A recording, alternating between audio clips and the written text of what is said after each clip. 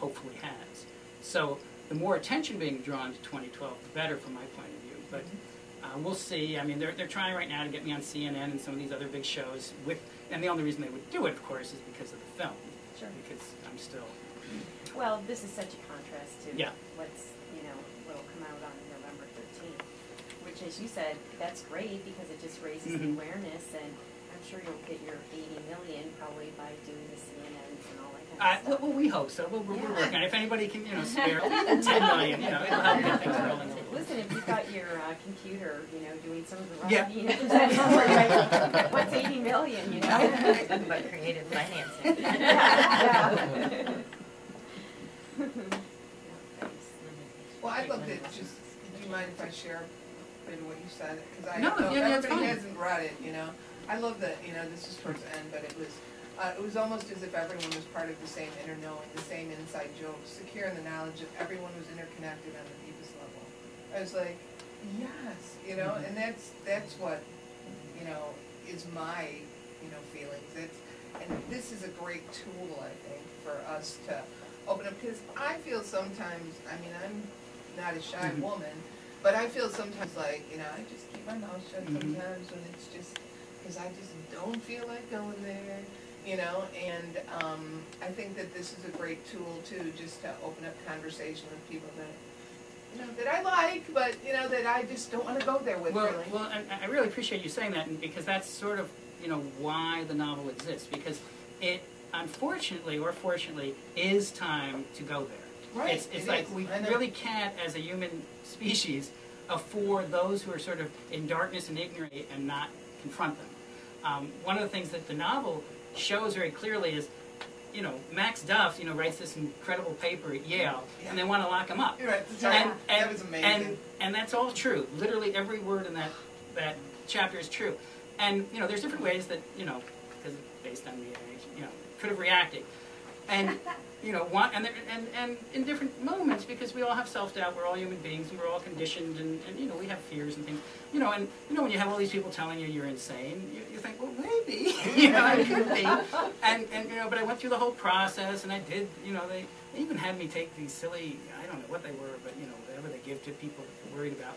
And it just made me sluggish and all like that, but it couldn't really slow down my brain anyway, so it kept percolating along.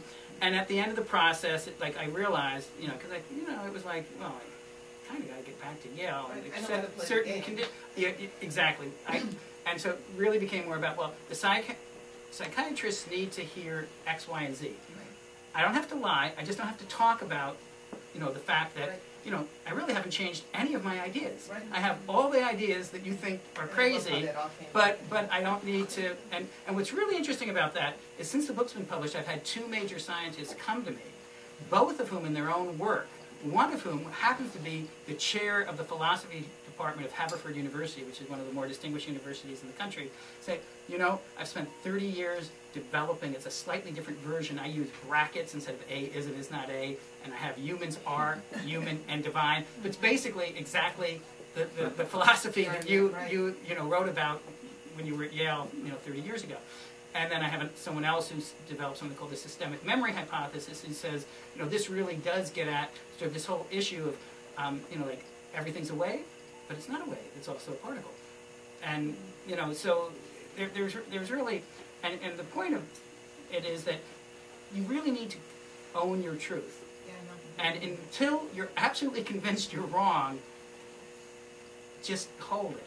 And I think that's what's going on right now on the planet. I think that there's so many people that have bought into, I won't even call them lies, but just misguided attempts to control the uncontrollable. Well, it's the same thing when you say, as somebody keeps telling you you're insane, somebody keeps telling you you're insane, somebody keeps telling you you're insane, you believe you can be insane. Yeah. Well, it's the same thing. If the media is feeding you the same thing, and the media is feeding you the same thing, and the media is feeding you the same thing, eventually you believe you are that. Well, if everybody, if the media keep telling you, you really need to worry about this, you really need to worry about this, you really need to, pretty soon you're worried about this, and guess what? It's probably not something you need to worry about at all. Right. It's probably each one and one.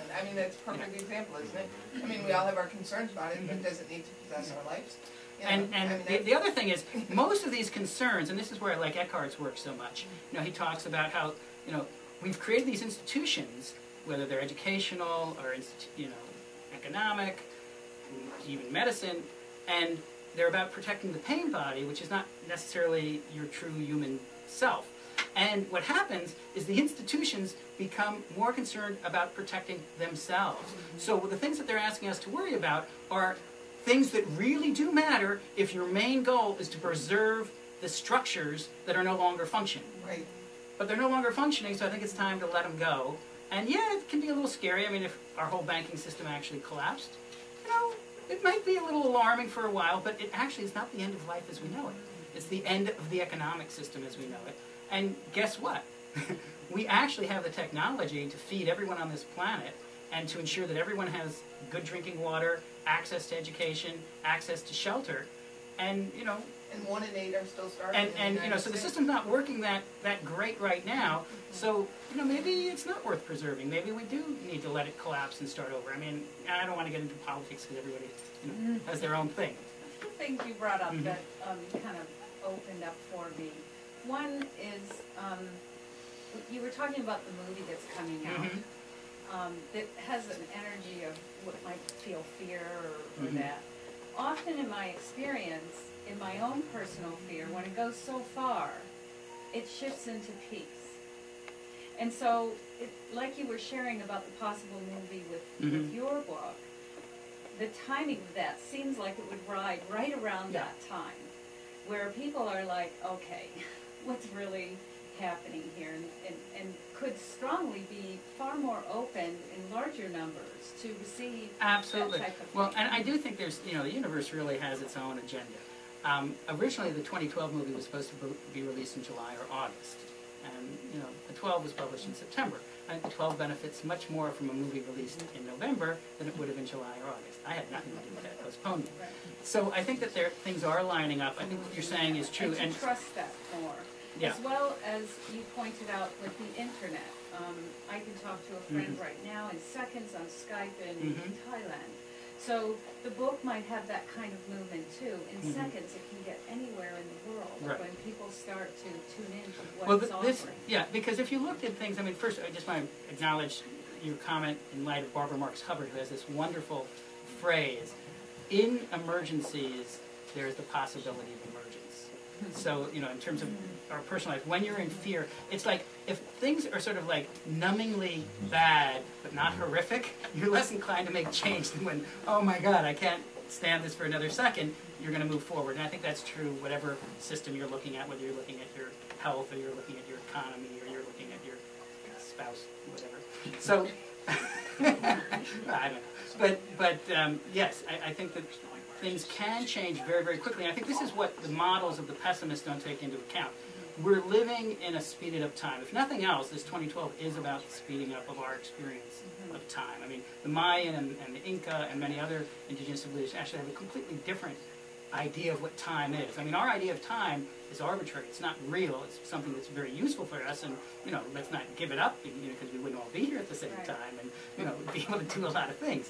And certainly, cooking would be weird if you didn't separate, minutes from seconds and hours. But at the same time, there's a deeper level on which all of this is just a fabrication, a very useful one, and things really can change in an instant, as quickly as that. And actually, I do think that, because I've been in publishing from traditional publishing point of view. It's like, okay, good job. Some people like your novel. You sold 10,000 copies in the first 6 or 7 weeks. That's very good for a first novel, and we'll bring it out in paperback, and maybe we'll get up to 20 or 30,000 books, and good job, good job.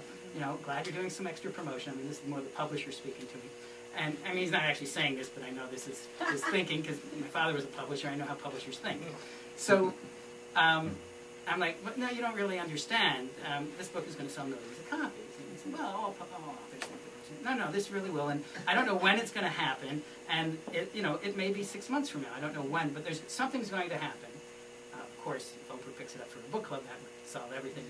But if it's not going to be that, I think there's something that is going to happen. And when it happens, it will go very quickly. I think that there's a reason. I mean, it's very unusual, and part of it because I have a great foreign rights division, and part of it, frankly, is thanks to Eckhart also, because since we represent Eckhart's foreign rights, we know all the best publishers and they respect us. You know, we told them this is important, so they're paying attention. So we do have 15 languages already, which is very unusual.